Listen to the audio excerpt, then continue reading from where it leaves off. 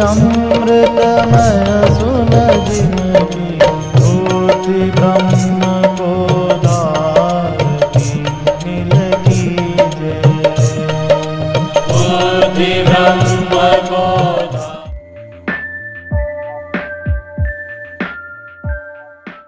कोई भी मजहब मनुष्य को शैतान बनाना नहीं चाहता और लगभग हर धर्म ने कहा है जो धर्म को न माने उसको मारो। कानून न मानने वाले के लिए जैसे पुलिस, सरकार, व्यवस्था और दंड है, धर्म ने भी यही कहा है कि जो धर्म को न माने उसको दंडित किया जाए। गड़बड़ वहाँ हो गई जब लोग ये कहने लगे हमारे धर्म को जो न माने उसे दंडित किया जाए। हिंदू कहेगा मुसलमान गलत है, मुसलमान कहेगा हिंदू जीने लायक नहीं है, ईसाई कहेगा। तो अभी बहुत अच्छी बात सुलेमान जी कह रहे थे कि धर्म की कुछ वो मूल बातें हैं जो कोई अच्छी नहीं कहेगा। चोरी न करना कोई अच्छा नहीं कहता, और यही 1000 बार हम आपको बता चुके हैं कि जो सबके लिए आवश्यक है वो धर्म है, और जो कोई नहीं पसंद करता, किसी एक को भी पसंद नहीं है, वो अधर्म है। तो इस परिभाषा के बाद फिर प्रश्न उठ जाता है कि जब सबको पसंद धर्म है तो सबको धर्मात्मा ही होना चाहिए।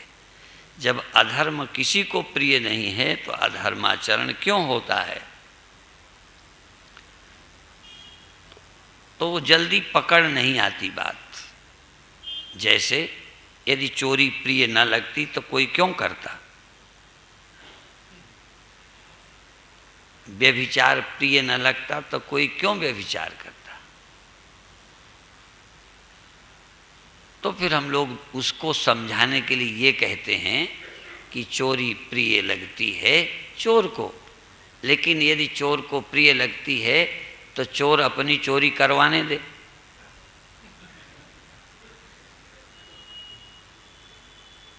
माने चोर को भी मेरी चोरी कोई करे पसंद नहीं है। तो क्या अर्थ हुआ कि जो अपने को तुम नहीं प्रिय लगती वो दूसरे के साथ ना करो।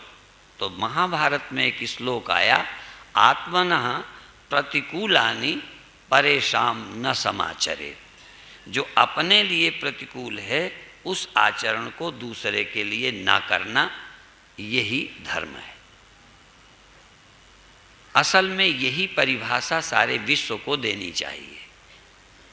या तो तुम अपनी चोरी करवाओ या करना छोड़ो, या तुम मरो या मारना छोड़ो। यदि तुम मरना नहीं चाहते तो दूसरे को मारने का तुम्हें अधिकार नहीं है। तुम अपनी चोरी नहीं करवाना चाहते तो दूसरे की क्यों करते हो? इसका मतलब तुम्हें मालूम है कि चोरी करना अच्छा नहीं है, फिर भी तुम किसी स्वार्थवश अंधे होकर कर रहे हो। यदि अच्छी होती तो तुम अपने घर खुला छोड़ देते, लोग कर जाएं चोरी। यदि अपमान दूसरे का करते हो तो ये धर्म के विपरीत है। क्यों? तुम्हारी अंतरात्मा अपमान नहीं चाहती। तो जो तुम नहीं चाहते हो तो कोई भी नहीं चाहता।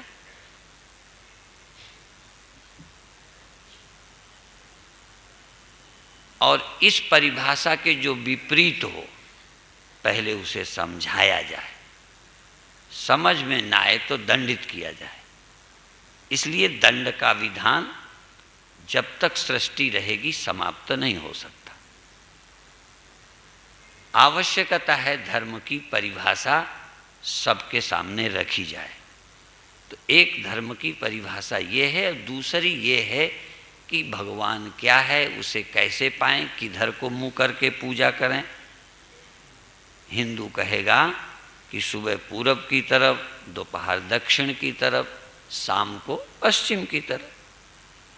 कोई कहेगा सदा पश्चिम की तरफ, कोई कहेगा सदा उत्तर की तरफ। कोई कहेगा 3 बार, कोई कहेगा 5 बार, कोई कहेगा 1 बार। इससे किसी का कोई नुकसान भी नहीं है। इससे किसी का क्या नुकसान है? और 3 बार करने वाले को 5 बार वाले मारना कहें, ये गलत है। या 5 बार पूजा करने वाले को 1 बार पूजा करने वाला कहे, ये समय बर्बाद करता है। घर में भी पूजा करने वाले कई बार बुरे लगते हैं, घर में भी। ये मनोवैज्ञानिक बात है। एक घर में ज़्यादा पूजा करता रहे और एक दिन भर काम करे, तो काम करने वाला पूजा करने वाले से चिढ़ेगा। इसी तरह तुम लाउड स्पीकर जोर जोर से बजाओ, बच्चों के पढ़ाई का समय है, तो तुम धर्म का काम कर रहे हो पर किसी को बाधा दे रहे हो। इसलिए धर्माचरण करते समय ये ध्यान रखना चाहिए कि हमारी किसी चीज़ से दूसरे का हक अधिकार को हानि तो नहीं पहुंच रही। कभी कभी हमारे प्रवचन से चिढ़ने वाले भी किसी बहाने से भी लाउड स्पीकर बंद कराना चाहेंगे। ऐसी भी परिस्थितियाँ आती हैं कि वो कानून का सहारा लेकर एक अच्छी बात को भी रोक लगा सकते हैं, क्योंकि उनको ईर्षा है। तो मनुष्य के अंदर जो राग, द्वेष, ईर्षा, अहंकार मुख्य अधर्म के हेतु यही है। एक पुस्तक है मांडूक्य उपनिषद और दूसरी है परफेक्शन ऑफ लाइफ, और एक कैसेट है अनेक चेतनों में एक चेतन। विदेश गया तो वहाँ कुछ शब्द बहुत प्रचलित हो गए हैं। जब भी मैं प्रवचन करूं तो कई बार मैं कहूं न कहूं, वो घिसे पीटे वही शब्द वहाँ बोलने लगते हैं। एक तो वो इंडिविजुअल सोल, उनके यहाँ बहुत प्रसिद्ध है individual soul, soul, super soul. इसी तरह से तो मैंने कहा कि मैंने सोल कहा, तुमने इंडिविजुअल क्यों लगा दिया?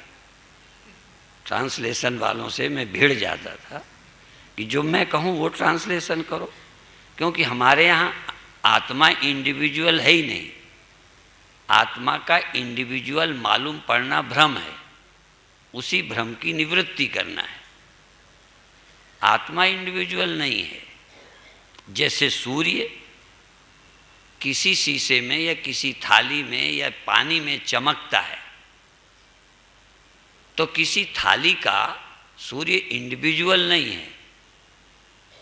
किसी थाली में सूर्य का रिफ्लेक्शन बनता है, तो सूर्य इंडिविजुअल नहीं है, रिफ्लेक्शन इंडिविजुअल है। सूर्य का जो आभास है वो इंडिविजुअल है, दूसरा आभास इंडिविजुअल है। सूर्य कैसे इंडिविजुअल होगा?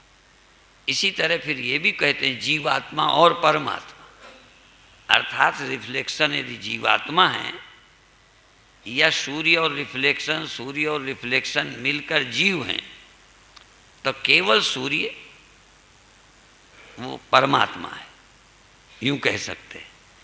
इसी तरह से क्योंकि एक एक शरीर का ज्ञान अलग अलग हो रहा है, यहाँ स्पष्ट देखो, हमें फीलिंग है, हमें कुछ मालूम पड़ता है। जैसे हमको संसार में सुख मालूम पड़ता है, मालूम न पड़ता होता तो तुम जाते ही नहीं, फिर तुमको समझाने की जरूरत ही न पड़ती। यदि चोरी अच्छी न लगती, यदि व्यभिचार अच्छा न लगता, यदि सुंदरता का आकर्षण न होता, तो किसी को समझाने की जरूरत क्या? तभी मैंने कहा था कि इंद्रियां हमारी संसार की तरफ बनाई गई हैं और सहज उस पर आकर्षण होता है। फिर भी इन इंद्रियों का धर्मपूर्वक इस्तेमाल करना, अधिकार और नियम के अनुसार चलाना, ये धर्म है। और मोक्ष तो इससे ऊपर है। जब मैं बाहर गया तो वहाँ और भी कुछ चीज़ें सुनने को मिली। एक स्वेट लाज करके एक आहुति करते हैं, पत्थरों को लाल करते हैं, कुछ पत्थरों में औषधि डालकर जल के छींटे और बिल्कुल बंद कर देते हैं लॉक, फिर उससे गर्मी से पसीना निकलता है। उसमें वो 4 दिशाओं की दृष्टि से कहते हैं मेंटल बॉडी, और फिर बोलते हैं इमोशनल बॉडी, फिर फिजिकल बॉडी और स्पिरिचुअल बॉडी। चारों शरीरों का विकास हो। हमारा मेंटल जो है ये शुद्ध हो, अच्छा हो, मेंटल बॉडी। और इमोशनल बॉडी, हमारा जो भावनात्मक है उसका विकास हो, शुद्ध हो, अच्छा हो। और ये हमारी फिजिकल बॉडी जिसको हम देखते हैं, और स्पिरिचुअल जिसको अभी हम समझते ही नहीं हैं।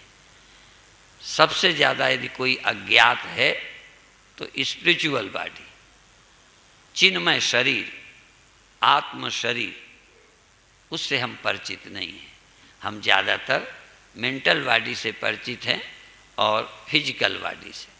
थोड़ा सा बीच में है इमोशनल, भावनात्मक शरीर। तुम हमारे क्या हो, है ना वो एक फिल्म का गाना, तुम हमारे क्या लगते हो, क्या है वो, तुम हमारे कौन हो।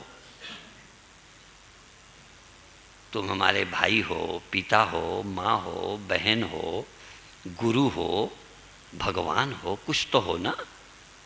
ये एक भावनात्मक है, और ये जिसका भावात्मक शरीर विकसित हो जाता है वो प्रकृति पर नियंत्रण कर लेता है। फिजिकल बॉडी पर और ऐन्द्रिक शरीर पर विजय वो कर सकता है जिसका इमोशनल बॉडी विकसित हो जाए। धर्म का काम है इमोशनल बनाना, लेकिन कभी कभी व्यक्ति को इमोशनल बनाकर आतंकवादी भी बनाया जा सकता है। तो मनुष्य को भावनात्मक बनाने के साथ फिर स्पिरिचुअल बॉडी, तुम कौन हो, क्या यही हो, क्या तुम मन ही हो, क्या तुम केवल भावनाएं ही हो, क्या इससे ऊपर कोई एग्जिस्टेंस नहीं है, अस्तित्व तो नहीं है, उसको समझना। तो जब तक हम सभी शरीरों से परिचित नहीं होंगे, वेदांत तो 3 शरीर की बात करता ही करता है, स्थूल शरीर, सूक्ष्म शरीर, कारण शरीर और अंत में आत्मा। मांडूक्य उपनिषद 3 शरीरों, 3 अवस्थाओं और गुणातीत परम सत्य, उसी का चित्रण है, वर्णन है। मैं समझता हूँ कि मांडूक्य उपनिषद किसी जाति, मजहब, पार्टी का ग्रंथ नहीं है। इसीलिए मैंने सुलेमान जी को भेंट किया है कि जिन उपनिषदों की सराहना दारा सिकोह ने की है, वो मुस्लिम बादशाह थे, उसकी उन्होंने प्रशंसा की है। और उपनिषदों की प्रशंसा अन्य पाश्चात्य अंग्रेज विद्वानों ने भी की है। हिंदू समाज में यदि सबसे कोई पवित्र और चिंतन का ग्रंथ है तो उपनिषद ही है। उपनिषदों का चिंतन करने से व्यक्ति अपने आप बहुत उदार और महान हो जाता है, वो सीमाओं से पार चला जाता है। लेकिन जब हमें सुनने को ही नहीं मिलेगा, हिंदू समाज का बहुत बड़ा दुर्भाग्य ये रहा कि इस ब्रह्म विद्या में सबका अधिकार न करके कुछ इन्हीं गिनों तक सीमित रख दिया। उसका नुकसान ये हुआ कि देशवासी उस अध्यात्म विद्या से वंचित हो गए और उसका परिणाम हम संकीर्ण हो गए, और उसी का फल भारत भोगता है। और जिस भारत का जैसे मनुष्य का दायित्व है कि वो पेड़ों की भी रक्षा करे, पशुओं की भी रक्षा करे, पेड़ों को काटने वाला मनुष्य, पेड़ों को बचाने वाला मनुष्य, तो पेड़ों को समझदार बनाना है या मनुष्य को? हम जानवर को शिक्षा देंगे कि तुम रास्ते में गोबर नहीं करो, जानवरों को हम सिखाएंगे कि मनुष्य को? ज़्यादा जिम्मेदारी मनुष्य की है, और मनुष्य ठीक हो जाए तो सब ठीक हो जाए। इसीलिए एक कथा भी इसके साथ जुड़ गई बहुत संत बोलते हैं, मैं भी दोहराए देता हूँ कि एक प्रोफेसर थे और विश्व का नक्शा उनके सामने था, वो किसी दिन किसी ने फाड़ दिया और फाड़ कर फेंक दिया। अब वह तो बड़े, ये क्या हो गया। अब वो बहुत जोड़ते रहे, विश्व के नक्शे की लाइनें मिलाएं, और लाइनें मिलाना बड़ा कठिन, वो मिले ही नहीं, घंटे भर लगे रहे। तो उनका एक दूसरा बच्चा था, कहते मैं अभी ठीक कर देता हूँ। मेरे से नहीं बनता, तू कैसे ठीक करेगा? कहते मैं कर दूंगा। उसने देखा था कि उस विश्व के नक्शे के पीछे एक मनुष्य का चित्र बना था और उसमें लकीरें कम हैं, गर्दन से गर्दन, हाथ से हाथ, पैर से पैर मिलाना आसान था।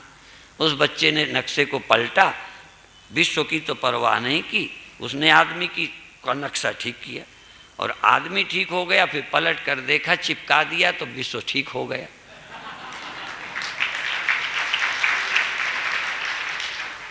असल में विश्व को ठीक करने की जरूरत नहीं, विश्व कभी खराब हुआ नहीं, ये आदमी ही शैतान बन जाता है और आदमी ही भगवान बन जाता है।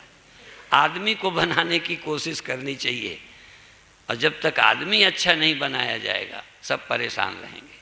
और राजनीतिक लोग आदमी अच्छा नहीं बना सकते, क्योंकि इनको कभी चोर चाहिए, कभी गुंडा चाहिए, कभी बूथ कैप्चरिंग चाहिए, इनको राजनीति करनी है। तो राजनीतिक आदमी मनुष्य का निर्माण नहीं कर सकता। मनुष्य का निर्माण जब भी करेगा कोई सच्चा महात्मा करेगा। सच्चे महात्मा का मतलब इतना ही नहीं होता कि कपड़ा लाल हो तो सच्चा महात्मा होता है, या तिलक वाला सच्चा होता है, या दाढ़ी वाला।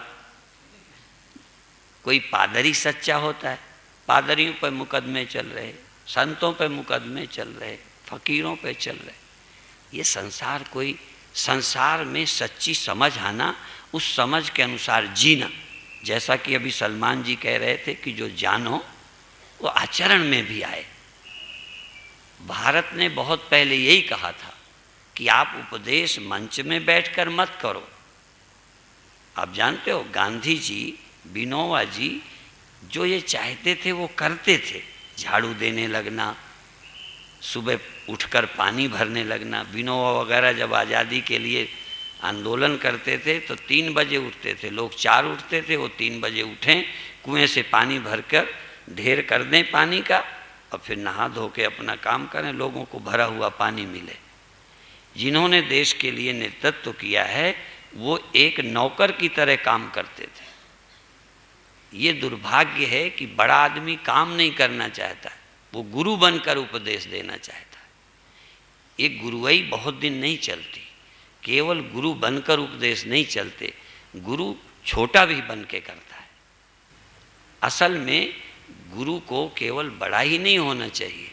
डॉक्टर को मैंने एक जगह देखा, एक महात्मा बीमार थे, थोड़ा दिमाग भी गड़बड़ था, तो वो इलाज करने आए और उसने पहले तो डॉक्टर के ऊपर थूक दिया और ज़ोर से लात मारा।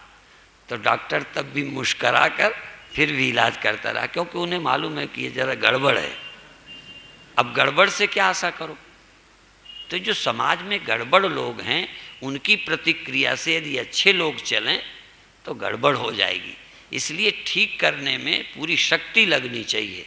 पागल को ठीक करने में, पागल को पीटने में शक्ति लगाना आसान है, पर पागल का इलाज करना, तो चाहे जो वाद समाज में हो, चाहे आतंकवाद हो, चाहे उन्माद हो, धर्म का। आप जानते हो हमने आयुर्वेद के जब ग्रंथ देखे तो उसमें प्रेतोन्माद, उसमें धर्मोन्माद भी है, धर्म का भी उन्माद हो जाता है। धर्मांध शब्द आया है। ये धर्मांध शब्द क्यों आ गया? कोई शब्द बनता है, इसका मतलब धर्म भी यदि ठीक से न समझा जाए तो आदमी को अंधा बना देता है। समझते लोग होंगे कि हम धर्मात्मा हैं, पर वो असल में अंधे हैं। जो थोड़ी बहुत नज़र थी ना वो भी नहीं रही, क्योंकि जो आदमी पैदा होता है थोड़ी बहुत तो समझ होती है। तो धर्म कभी कभी आदमी को पागल बना देता है, धर्मांध बना देता है। धर्म जबकि अंधा करने के लिए नहीं है, धर्म चक्षु देने के लिए है, दिव्य दृष्टि। जो समझ है इससे भी और अच्छी समझ देने के लिए धर्म है। एक तीसरा नेत्र देता है। ये दो तो लेके ही आए हैं। वो तीसरा नेत्र भगवान शिव के पास था। जब तीसरा नेत्र वो खोलते थे तो उनका काम, क्रोध, लोभ सब जल जाते थे। चितवत काम भयो जर इछारा।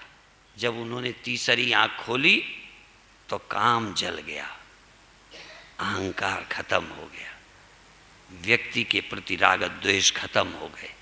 वो है तीसरी आंख, वो है धर्म चक्षु। इंद्रियों से सहज दिखता है। मैं अभी 2 महीने 18 दिन अमेरिका, कनाडा 2 देशों में रहा, और इतना तो मैं हिंदुस्तान में साल भर में नहीं घूमता। अभी तक हिंदुस्तान के 3-4 प्रांतों तक ही मैं घूमता रहा, और काम तो 1-2 प्रांत में है, लेकिन वहाँ मैं शायद 10-15 प्रांतों में घूमा। और यहाँ मैं जब रहूँगा तो देखो, इंदौर आया तो इंदौर में ही 7 दिन कथा चलेगी।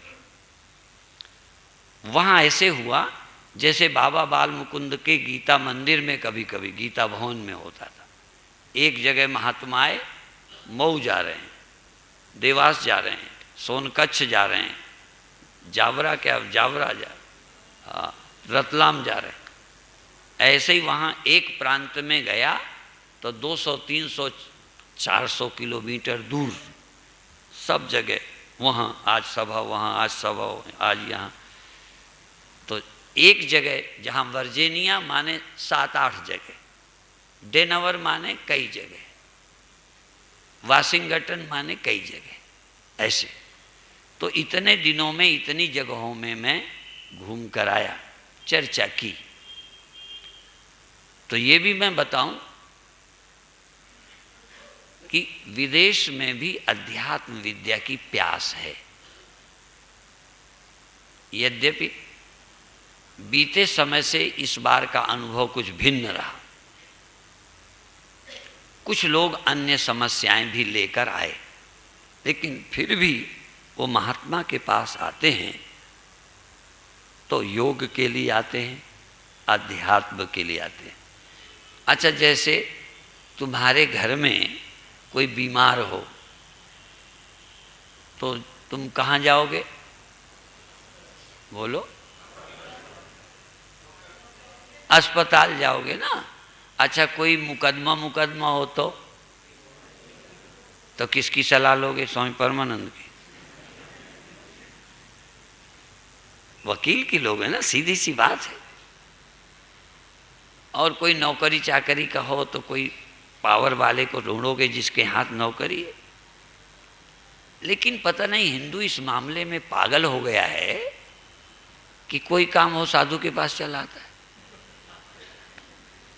आखिर साधु के पास कौन से काम के लिए जाना चाहिए?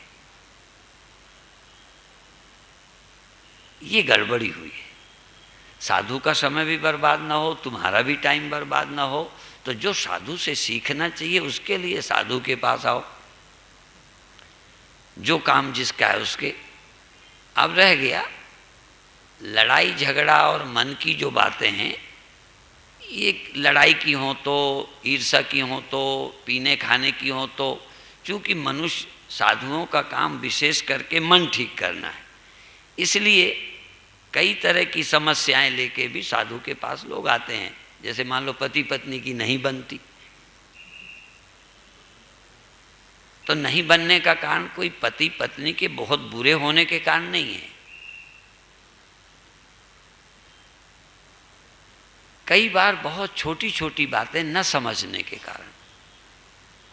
और इतने वर्षों के साधु जीवन का अनुभव करके मैंने देखा कि ना घर में पटने के, झगड़ने के कारण क्या निकले, तो उसको मैं समझता हूँ गलत समझ।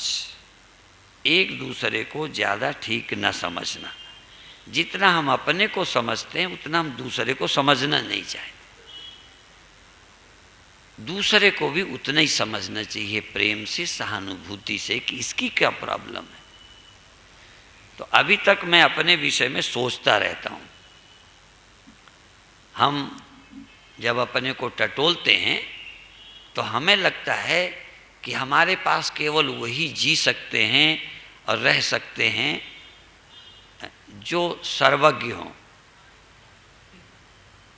सर्वज्ञ हों और सर्वशक्तिमान हों। जो मैं कहूँ वो कर सकें, माने सर्वसमर्थ। मैं कहूँ जल्दी करके आओ, नहीं समझ में आया। अब मान लो कलेक्टर साहब आज और आधा घंटे लेट होते तब, तो यही बुरा हो जाता। क्या बुरा होता है, कैसे बुरा होता है? उनकी अपनी कोई प्रॉब्लम, नहीं समझ में आया। तो अभिप्राय ये है कि आदमी शक्तिमान हो और आदमी सर्वज्ञ हो। मेरे को प्यास लगी तो चेलों को पता चल जाना चाहिए, और नहीं पूछेंगे तो कल पानी नहीं पूछा, और अपनी ओर से कहना नहीं। भाई शिकायत तो तभी कह दो, तो क्या शिकायत, कह दो ले आएंगे। कई बार हम कहना भी नहीं चाहते, और जो हमारी ज़रूरतें हैं वो सबको पता चलनी चाहिए। चेलों को पूरी कर देना चाहिए, पत्नी को पूरा करना चाहिए, पति को पूरा करना चाहिए। कहने पर ना करें वो तो नंबर 2, पर कहना भी ना पड़े कोई कैसे कर दे। मान लो मेरी दाढ़ में दर्द है तो चेलों को पता चलना चाहिए ना, पहले से ही समझ जाए कि दर्द है तो दवा ले आए। भूख लगी है तो पता चल जाए। मैं आज थका हुआ हूँ तो पहले ही मुझे अलग व्यवस्था कर देते कि आते ही आराम करूँ। अब ये सब कुछ चेलों को पता ही नहीं कि थके हैं कि नहीं है। कभी अंदाज फिट बैठ गया, कभी नहीं बैठा। सर्वज्ञ तो कोई है नहीं, है ना? सर्वज्ञ भगवान है कि तुम्हारे लड़के? सर्वज्ञ भगवान है कि चेले? और सर्वशक्तिमान जो सब कर सकते हैं, हैं? तुम्हारे लड़के सब कर सकते हैं, तुम्हारे पति सब कर सकते हैं। मान लो तुम बूढ़े होने लगे, पति से आशा करो कि जरा ध्यान दो मेरे बुढ़ापे का। अब वो पति क्या कर देगा? तुम्हारा बुढ़ापा दूर करे। अब तुम किसी तकलीफ में मर रहे हो, दवा ले आएगा, डॉक्टर लाएगा। अब दर्द नहीं ठीक होता तो बेचारा क्या करे? उसके हाथ में है। तो फिर अब समर्थ पति ढूंढो। फिर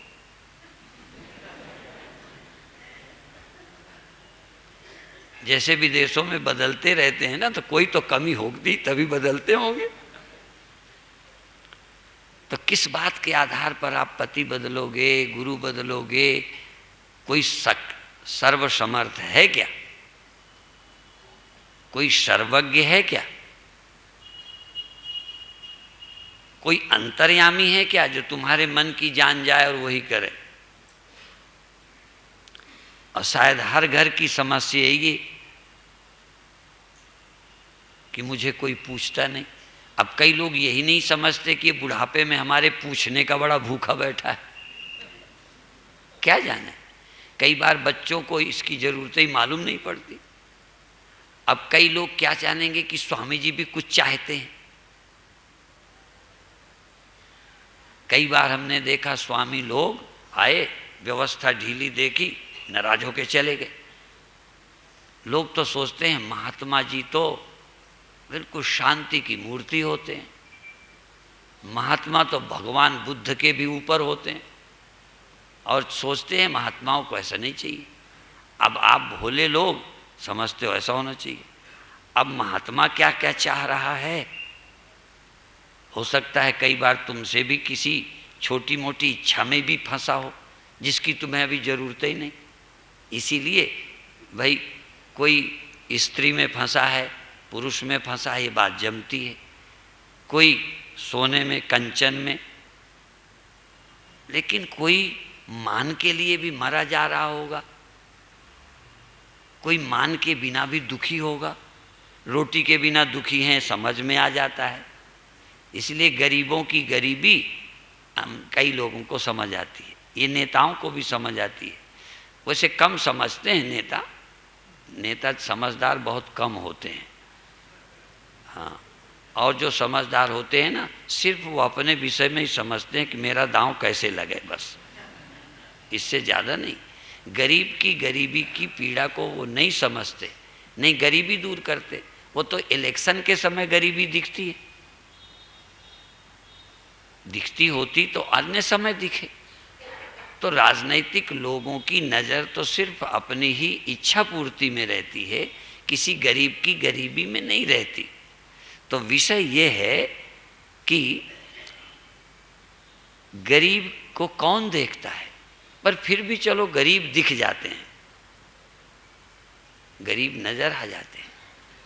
पर जो साधु भी अभी भी गरीब हैं, उनकी गरीबी तुम कैसे देखोगे? या आप लोगों के बीच में भी कई लोग, तुम्हारे से बड़ी अच्छी कोठी है और बहुत अच्छा काम चलता है, फिर भी वो किसी बात से दुखी होगा, तुम अंदाज लगा सकते हो? हम ही नहीं लगा पाते।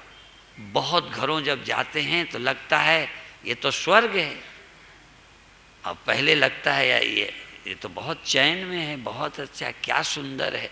कई बार तो ऐसी सुविधाएं साधु को भी प्राप्त नहीं, पर जब थोड़ी देर बैठे, दिल मिला, कोई बातचीत हुई, तभी कहते हैं स्वामी जी थोड़ा आपसे अलग बात करना चाहते। तो जब वो अलग बात करते हैं तब पता चलता है कि मामला क्या है। सारी पोल पट्टी अलग ही खुलती है, साधु की हो चाहे संसारी की हो। जब अलग होते हैं तब उनका मन प्रकट होता है। समाज के सामने कम से कम भारत के लोग, हाँ, बहुत पर्दे में रहते हैं। भारत के लोग नंगे नहीं हैं, इस मामले में भारत के लोग सब कुछ ढाके रहते हैं। सारे रोग, सारे दुख, सारी बीमारी, सारी चिंताएं वो भी सामने नहीं, कभी एकांत में बताते हैं। रोग भी हो तो डॉक्टर को अलग बताते हैं, कई बार डॉक्टर को भी नहीं पूरा बताते। ये रोग कैसे हुआ, तो हुआ किसी कारण से, बताएंगे कोई कारण, क्योंकि वो बताना अच्छी बात नहीं है।